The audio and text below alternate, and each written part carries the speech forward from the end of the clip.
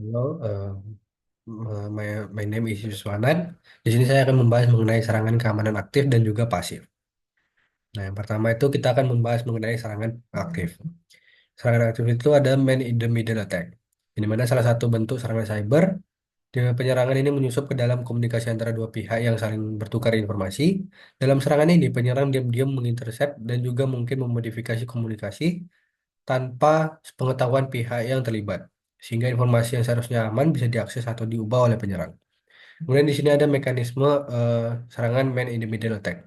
Yang pertama intercepting, yang dimana dia penyerang ini memasuki jalur komunikasi antara dua pihak yang biasanya terhubung melalui jaringan WiFi atau internet. Kemudian salah satu metode intercepting ini yang sering digunakan adalah dengan mengelabui perangkat korban agar terhubung ke jaringan palsu yang dibuat penyerang, yang dikenal dengan Evil Twin Attack. Kemudian itu adalah relaying atau pengiriman ulang. Setelah mengintercept komunikasi, penyerang dapat meneruskan pesan-pesan seolah-olah dia adalah penghubung antara korban dan juga server. Dalam proses ini, penyerangan bisa membaca dan juga mengubah data sebelum dikirimkan ke tujuan aslinya. Oke, next.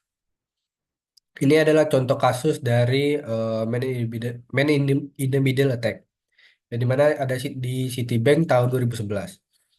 Pada tahun 2011 ini, salah satu serangan man in the middle attack besar terjadi di jaringan Citibank, di mana penyerangan ini berhasil menembus sistem keamanan dan juga mencuri informasi keuangan sensitif lebih dari 200.000 nasabah.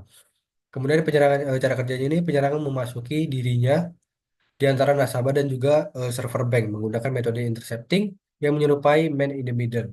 Kemudian mereka menggunakan metode pengalian DNS atau DNS spoofing untuk mengarahkan pengguna ke situs palsu yang mirip dengan situs asli banknya. Kemudian akibatnya para nasabah tanpa sadar memasukkan informasi login mereka di situs palsu yang dikendalikan oleh penyerang. Kemudian dan data tersebut langsung disimpan oleh penyerang untuk diakses secara tidak sah. Citibank harus mengeluarkan langkah mitigasi besar-besaran dan berinvestasi dalam penguatan keamanan cyber untuk mencegah insiden serupa di masa depan.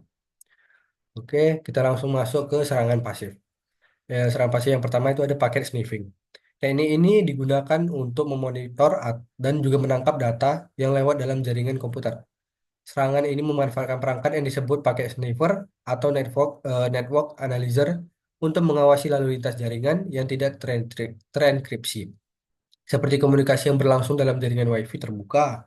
Kemudian hacker dapat memanfaatkan informasi sensitif seperti username, password, kemudian data-data pribadi yang tidak dilindungi dengan enkripsi. Mekanisme serangan pakai sniffing ini yang pertama itu penyerang terhubung ke jaringan yang sama dengan target. Kemudian yang kedua itu menggunakan alat sniffing untuk menangkap paket data yang dikirim melalui jaringan.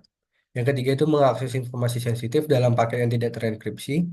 Kemudian yang keempat itu menggunakan data yang didapat untuk tujuan jahat seperti pencurian identitas atau akses tidak sah.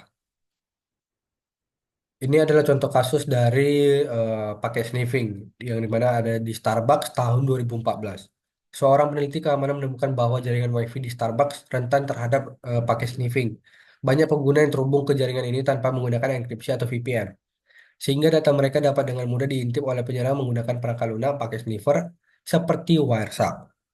Cara kerjanya penyerang menggunakan pakai sniffer untuk menangkap data yang dikirim oleh pengguna, termasuk informasi login, email, kemudian akun media sosial, dan juga informasi transaksi.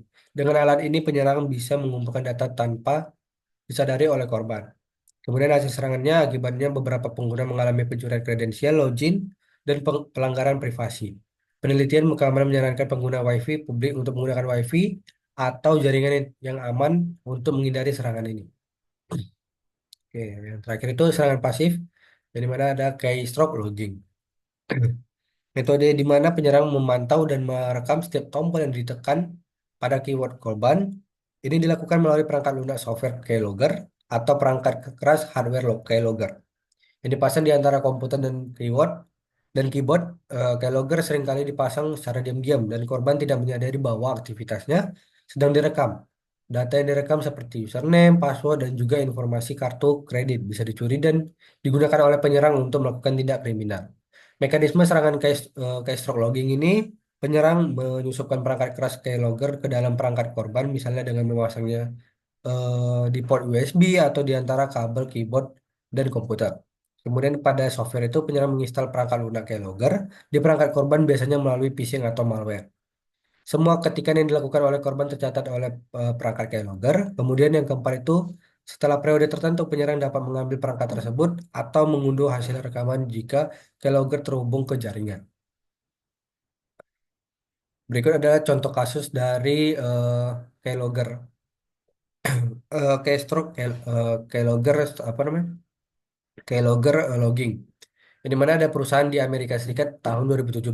Pada tahun 2017 ini sebuah perusahaan di Amerika Serikat melaporkan bahwa beberapa komputer karyawannya terinfeksi software keylogger yang disusupi melalui email phishing. Keylogger tersebut merekam setiap aktivitas keyboard karyawan, termasuk data login ke akun perusahaan dan sistem internal.